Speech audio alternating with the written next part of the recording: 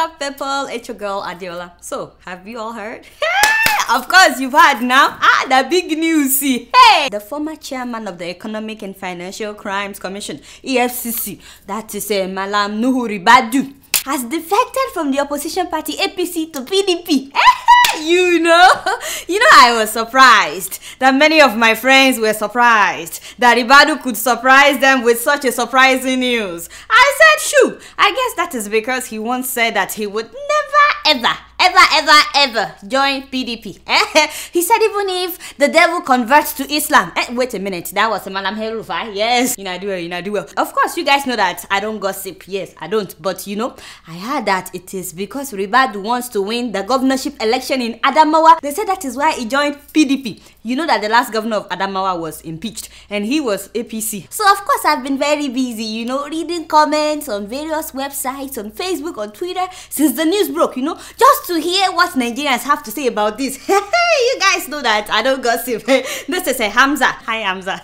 He said, useless man. Ooh, snap. Oh my God. This is very unlike a Fulani man. You like Pulaku. Wait, what is Pulaku? I'm guessing that he means integrity, honesty, loyalty, and principle. Something like that.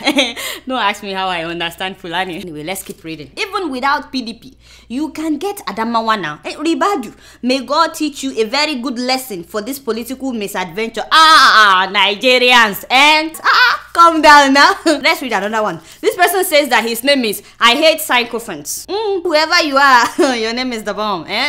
For real, my brother, that is your name. The game is on. Ooh, snap, my brother. Let's read another one. This one is from Usman, and he's saying that this is what Ribadu should have written. I want to be governor, and Adamu Mazu, the mastermind of stealing election, promised me, wallahi to lie, if you switch to PDP, you will become the governor. Very simple. This is what he said. Actually, I added the last part, but you get it. Oh boy, find me a woman. Find me a woman. Comfort K sounds like a woman's name. Yeah, let's see. Malam Ribadu, stop cooking stories for us. We don't know what you've been promised. Hold on. We don't know what you've been promised by PDP. But many of us that have personally met you are disappointed. You are one of the political harlots in Nigeria. Hey kai. Hey ya, Madam Comfort. Don't be disappointed. As a matter of fact, if anyone out there is still disappointed, better get over it on time. Nigerian politics is a game, okay? All these politicians, they know what they are doing among themselves. We the common people are usually the ones surprised. Like many of you, I was disappointed because, you know, this is a man that has sworn he would never join PDP. Before I say anything else, call it all, I beg. Rewind me back to April 9th. This is why you don't lie. See, this was Malam Nuhu Ribadu's Facebook status on April 9th. He said, I felt personally insulted by rumors making rounds in the space over my alleged intention to dump my party. Ooh, he's talking about the All Progressive Party, that is the APC. The one that he just dumped. There is no iota of truth in that malicious falsehood being peddled by persons who do not wish me and my great party any good. I see. I'm a committed member of the APC. And I have no reason to lose confidence in my party. You can read the rest of what he said later. Take me back to 2014. We're back. As I was saying, so if you join PDP so you can become a governor, what if you still don't win that election? Would you then go back to APC? I'm just saying, because you know that the General Marwa is also contesting to become governor in Adamawa State. If you don't know this man I'm talking about, General Buba Marwa, a very good friend of Abacha. They were in the military together. This man has been governor twice. He was the governor of Lagos State before Bola Tinubu. He was also the governor of Borno State. And now he wants to be the governor of Adamawa. You see how these old people recycle themselves. So I don't think he would step down for Ribadu without a fight. He was in PDP and then he went to APC. And then he came back to PDP in March of this year. You see what I'm saying? That's how desperate the man is. Maybe now that Ribadu is representing PDP, maybe the man will go back to APC. I don't know. But I'm telling you, this man wants to taste power. They don't want to leave. And if PDP wants to rig the election for Ribadu, just to make sure that he wins, Can he have the guts to tell them, guys, no, guys, don't do that. That's bad. Don't rig election for me. So does that mean that the end justifies the means? You get what I'm saying? Which brings me back to that word, pulaku, by our friend Hamza. Thank you very much. Whatever happened to integrity if the end justifies the means? By the way, I'm not crucifying Ribadu, just so you know. No. Because I know that if you want to be a politician in Nigeria today, you have to be ready to play dirty. So no, I'm not crucifying him really. Mainly because he has not held any political office. So I can say that he has a bad record. So far, he was the EFCC chairman and he did really well at that time. A lot of the people that Ribadu arrested at that time, you know, they were members of PDP. He arrested APC members too, bro. I'm just saying. Many people are saying he just wants to win the governorship election by switching to PDP, that he will actually do well for the people. I don't know. I guess we'll see. But you guys know that I don't know anything. Guess what? I'm just keeping it real.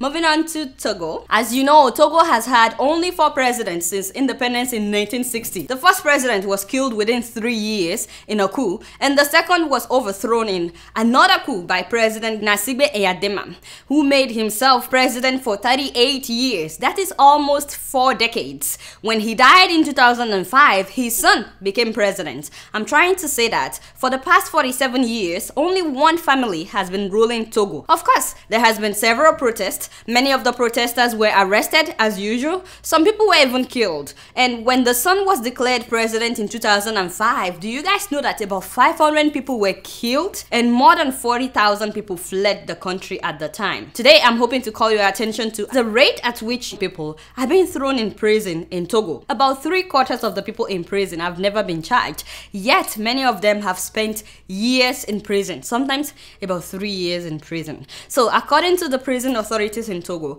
out of more than 4,000 prisoners, only about 1,000 of them were actually convicted. The rest are waiting trial and half of them have not been charged. In the main prison in the capital, Leone, for example, they have more than 2,000 inmates in a prison that was built for about 600 people. Talk about overpopulation. At a prison in Seville, which is about 30 kilometers from Leone, about 250 people are locked up in a facility that was built for only 65 inmates. Now that's about 4 times the capacity. They put about 80 people in one cell. If the person has money to bribe the guards, then they will put him in a cell that has only 26 inmates. And not only that, prisoners are fed only once a day. And that meal is so pathetic that so many of them cannot even eat it. The equivalent of the food that they are feeding them every day is less than 30 cents. 30 cents. And if your wife is bringing you food or someone from your family, that person has to pay about $2 to bribe the security guards before she will be allowed to enter with the food. Can you imagine how ridiculous that is? Now, they have to take turns to sleep at night. And of course, they sleep practically on top of each other. So at night, half of them would lie down to sleep and the others would stand up against the wall, waiting impatiently for their turn to sleep. Just imagine that. The medical facilities are so inadequate that several inmates caught a disease during a treatment for something minor. So you go in there for stomach pain, you can come out with tuberculosis or something. Yes, many sick prisoners have to bribe the security guards with about $3 before they will allow them to visit the infirmary. And of course, they don't get adequate treatment from there. Prison guards take bribes before prisoners are allowed to shower. That means you don't shower every day. And they take bribe before they let them use the toilets. Just imagine when you really have to go and you still have to pay money. And then sexual harassment of female prisoners is so rampant that several babies have been delivered in the prison. They'll just take the baby away from them. The women are still there. And the prisoners die anyhow. They're so crowded that sometimes it takes days before the guards know that someone has died. Usually, that's after the person started smelling. There are no official statistics on the number of prison deaths in Togo, but 2 years ago, 28 prisoners had died in the first 3 months of the year. 28! Just the first 3 months, January, February, and March, 28 people have died. So you can imagine how many people die in a year. Now, the ridiculous thing is why some of them were arrested in the first place. Do you know that many of them were accused of petty crimes like stealing a chicken? Stealing a chicken. Can you imagine? Or they will say that they refused to pay a microfinance loan. In many cases, these people are actually innocent. By the way, they also imprison people for protesting or for speaking against the government. So if I were to be doing this kind of show in Togo right now, Yeah, you understand. I read about a 16-year-old boy. His name is Amenosi Dodone, who was detained for a month after being arrested during a protest for fair elections. Even though he was there for about 30 days, it still breaks my heart when he said that, during my 30-day detention, I never laid down. I stayed upright all night and my feet were so swollen. I said, poor guy. I'm talking about this today because year after year, the government of Togo would promise that, oh, they would reform the prisons in Togo. Now lie, it's like they don't even care that these are human beings that are being treated like this. With a population of only 6 million people, only 6 million, find a solution now, and you have a GDP of $6.4 billion. There's no reason why human beings should be treated like this. It's funny because their present president, the son of the dictator, yes, he's also a dictator anyway, the guy studied in Europe, he studied in the US. It's not like he doesn't know how life works elsewhere, but it's like other dictators, they just want to keep their people down. Oh, by the way, before I forget, there are at least 800 Nigerians imprisoned in Togo. Yes, so some of these guys you are looking at, they are Nigerians. Now that you know the situation in Togo, allow me to say that it's actually not better in Nigeria, the giant of Africa. Have you seen pictures of our prisons lately? Oh my god. Do you know that hundreds of prisoners die in Nigeria every year? But our prisons are overcrowded in Nigeria. And we don't have that many, about 60,000 prisoners. A country of 170 million people. If we have about 60,000 prisoners, we should be able to take good care of them. They don't feed them good food. If somebody wants to bring them food, they have to bribe the security guys before they will let them bring food in. They pile them on top of each other. So yeah, basically it's the same thing in Nigeria. Yes, and it's a shame. A lot of them are university graduates, by the way. Many of them were doing yahoo business when they arrested them. If you are a nobody and you don't know anybody in Nigeria, you get the same treatment. Unless you're somebody like Alamesia, you know, when he was arrested. No, he was getting special treatment even before Mr. President pardoned him. You get what I'm saying? It's a shame. It's time for Nigeria to wake up and fix our prisons, and it's time for Togo to reform its prisons as it's been promising. And guess what? I'm just keeping it real. Moving on to Sierra Leone, it's so unfortunate that Ebola continues to kill people every day. More than 1,000 people have died in Liberia, Sierra Leone, Guinea, and Nigeria put together. I was so upset though to hear that the virus got to Sierra Leone simply because of a female traditional healer who claimed that she could cure Ebola. So people started bringing in patients from other countries, from Guinea, from Sierra Leone. You know that the porous border between Sierra Leone, Guinea, and Liberia have been a major contributor to the uncontrollable spread of this outbreak. In fact, in some parts of Sierra Leone, you can see Guinea across the lake. Like this man, he's standing in Sierra Leone and he's pointing towards Guinea. So they brought in a lot of Ebola patients to this woman, the traditional herbalist, and she could not cure not even one of them. They all died, but not before they gave her the virus. And when she died, people from neighboring villages and towns, they all came for her funeral because she was very influential in the community. And suddenly, when those ones got home, they started recording cases of Ebola in their villages, in their towns. At least 365 Ebola deaths have been linked to having contact with this traditional healer. I said, oh, why now? This is ignorance, which is another deadly disease, by the way.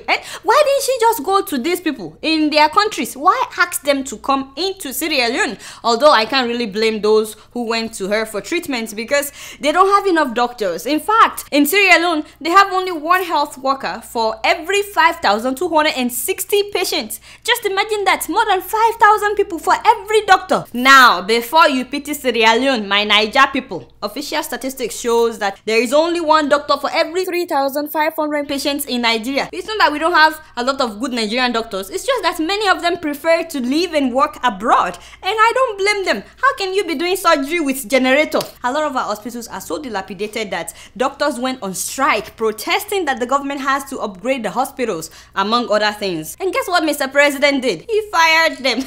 He fired about 16,000 medical doctors in Nigeria just last week. I'm telling you though, if the Nigerian government can upgrade our hospitals and fix electricity and buy all the latest equipment and fix the roads, so many Nigerian doctors and Nigerian nurses will come back home. According to World Health Organization, Nigeria needs an additional 283,000 doctors before we'll have adequate number of doctors for our population. In Liberia, where they had less than 200 doctors in the whole country. I'm like, what?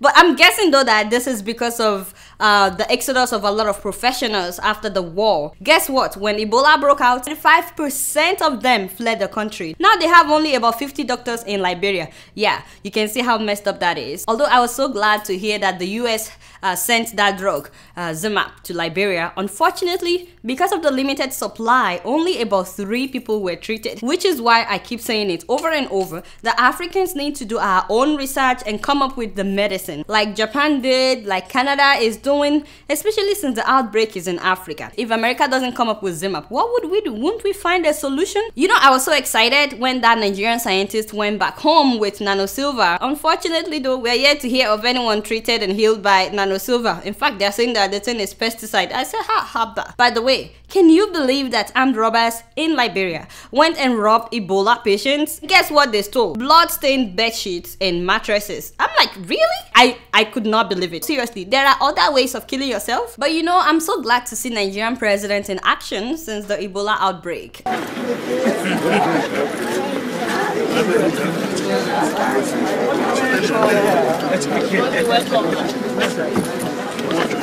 Oh boy, did I ask you to play that? I'm talking about Mr. President now. What is your own now? You're never serious. No, this is a serious issue. You want her to be shaking their hands when all of them like that, they may have Ebola virus. I know that is not Nigeria. Can you blame Mama Patience? You know, do my first lady. As I was saying, Mr. President has really tried since the Ebola virus. First of all, he commissioned hand sanitizers. You know that everybody in Nigeria is now using hand sanitizers? I heard that this thing has now become gold in Nigeria, that is so expensive now that they've doubled the price. If you want to learn how to make your own sanitizers, I beg, make sure that you check out Sisi Yemi's video. Sisi Yemi, Sisi Eko, very short and straight to the point. She will tell you how to do your own. It's true that we have to keep encouraging proper sanitation in Nigeria, although a lot of people don't really think that that prevents or kill Ebola virus. Unlike some of you though, I'm very impressed. At least he's doing something, you know. But you know, we shouldn't have waited for Ebola to have hand sanitizers in all public places in Nigeria, especially like public toilets. Like here in America, you find this thing that Mr. President is commissioning in toilets and stuff like that, you know. But I'm glad that we're starting from somewhere. He also donated $3.5 million to Guinea for them to fight Ebola. He also donated $500,000 to Liberia for them to fight Ebola as well. Mr. President is really upset with that Liberian man, Patrick Sawyer, who brought Ebola to Nigeria. Sawyer that brought this Ebola to Nigeria also contacted it because the sister had Ebola and he went for the burial and he participated in a way that he became a suspect, and the country asked him not to leave the country, let them observe him, but the crazy man decided to smuggle himself out, and that is now we are suffering. You see what I'm saying?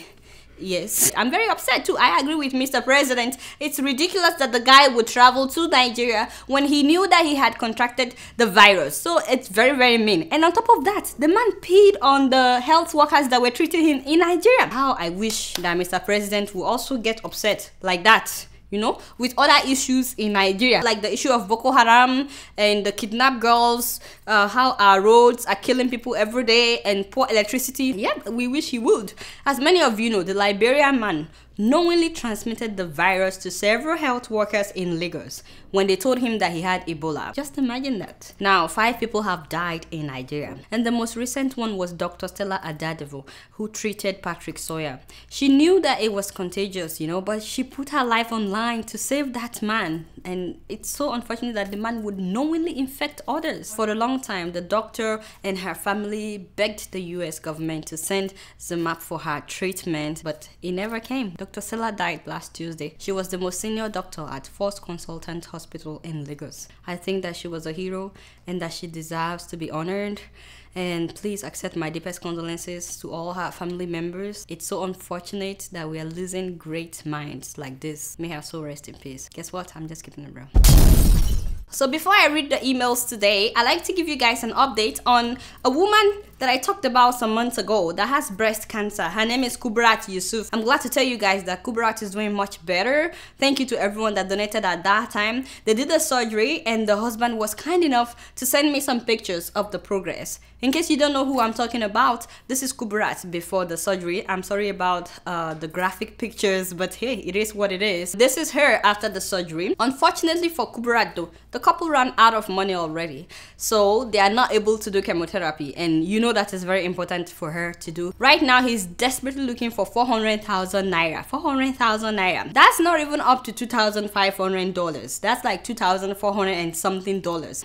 So please, if anyone out there can donate, this is not a scam at all. The last time I spoke with the husband, his name is Victor, he said that so many Nigerian politicians had promised them money, like they would promise in front of a lot of people, but that whenever he goes to their office or their house to ask for the money, that they keep telling him, come back, come back. So far nothing has happened from many of these politicians. And then he added that some of them would even ask him that which political party are you working for, and if he's not supporting their party, then they will tell him up front, sorry, we can't help you. Can you imagine that? Right now, the couple have lost their youngest child. Her name was Fumilayo. Apparently, Kuburat was still breastfeeding the little girl for months without knowing that she had breast cancer. That is on top of losing their boy. They lost their boy about 3 years ago. His name was Abdul Latif. So now they only have one child, that is Miriam. So this is Miriam and she's the only one left. And of course the mother has not been able to take care of her because of the sickness. So she's been staying with relatives. So please and please help them out if you can, even if it's $20. I'm telling you, it goes a long way.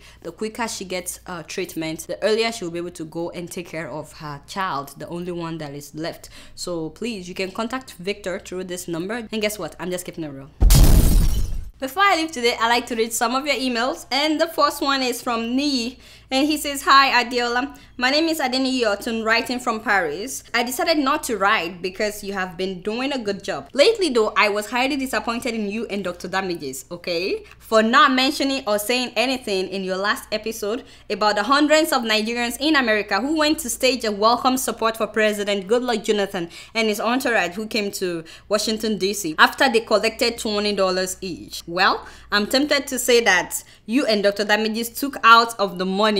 Upon all the respect I have for both of you, I did not know that you have a price. If yes, you are too cheap. $20.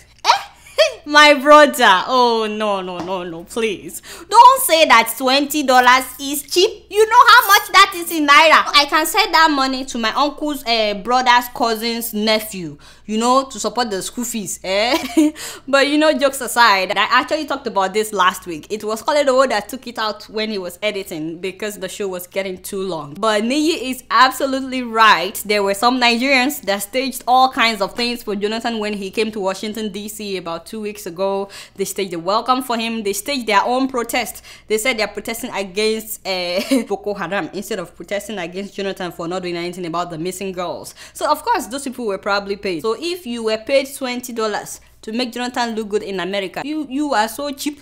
Like Niyi said, you are very, very cheap. $20. Ha! $20. Call it the war. What a shame. Thank you, Jerry, Mr. Niyi, for this email. Our next email is from Princess Uche Ugoligbune. And she says, hi Adeola, on Ebola issue, the Nigerian government should endeavor to provide adequate security so that more people do not escape from the quarantine centers. We have too many issues to deal with already. Thank you.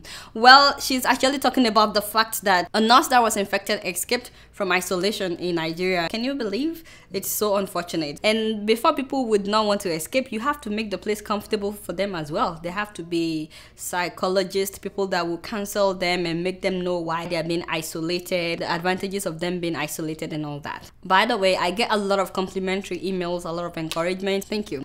But that's all the time that I have for emails today. Please keep sending your emails to adeola.keepingitreal@gmail.com.